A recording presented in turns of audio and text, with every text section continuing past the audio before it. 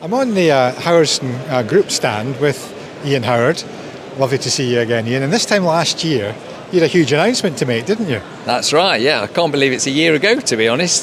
So we announced that we were concluding a deal with Lloyds and Lloyds of Letchworth to acquire the Hunter Grinder brand and the Lloyds Mower brands.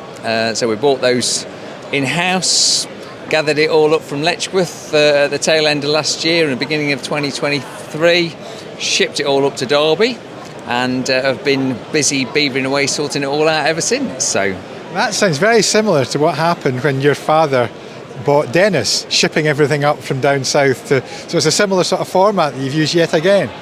It was a similar format. I think there was more volume of stuff. It was very similar to the Sysis acquisition that we did, so it's something which it doesn't really faze me, to be honest with you. It just brings a considerable amount of work to get it all sorted out and into our systems, because we have our way of doing things, which is never the same as how everybody else does it. So integration is, I think, probably the best word for it. Integration is the word. Now, at what stage are you at? There must be, once this has happened, you're up to this stage, you know it's done. Where are you to that point of nearly being done?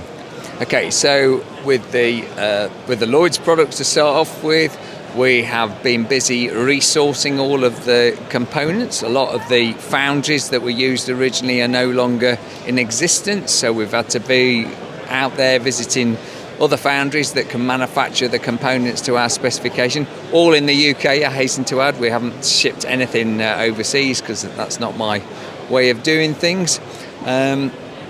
So all of the castings now in-house. We've got our machining of how we're going to machine all those components for both gangs and the Paladin and everything else, and we've been experimenting with various methods of making things better, but still interchangeable with what's already out there, because what we have to remember is there's 100 years of Lloyds Paladins and Lloyds gang mowers out there in the field that need parts for them. So that's what we've been busy sourcing and such like. So lots of design work, lots of drawing work to get that all sorted and done and dusted. But we're on the home straight as far as that side is concerned. Has it turned out to be more or less complicated than you feared or hoped it might be?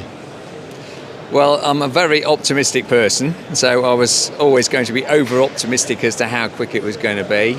There is a lot of work to bring this into our CAD design systems that we've got and such like. Nothing was on as suitable for our CAD design, so we've literally had to start from the beginning with a lot of stuff. But it's, I think, as we've seen from existing customers and indeed new customers who've been on to us looking for gang mowers, Paladins and so on and so forth from literally all over the world, it's encouraging that we've made the right decision and actually there's a massive future for it in our worldwide sales in the portfolio of Howardson Limited, because I think that's how we have to look at it, is part of the portfolio. Now, the Howardson Group in itself has grown markedly in recent years. The popularity of what you've been producing, the electric machines, the battery-powered machines have had a huge impact on the market. The World Cup was just last year, and it had it was a great showcase for you guys and your machines. So the company's growing. How are you coping with scaling up?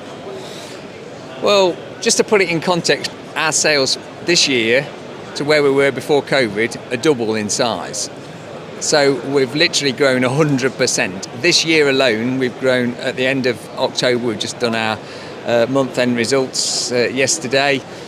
We were 32% up on where we were the previous year, which is a massive. There's a little bit of inflation in there, but there's a massive growth. So we've employed a lot more people.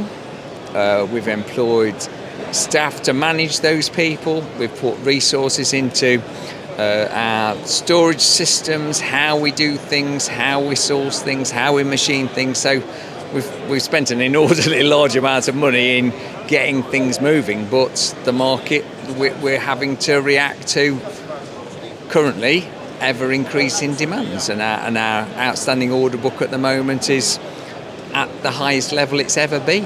In the last couple of months it's been literally the highest level we've ever seen. So really working very hard to try and keep up with where we're at. Will there be a point where you have to turn work away? I know there will be limits because the site you're on, I'm not sure if you can expand that site. So there's a limit to what your horizons might be, or isn't there? There's no limit. No, we don't impose limits on that there. I'm not a person who is in sales prevention, let's put it that way.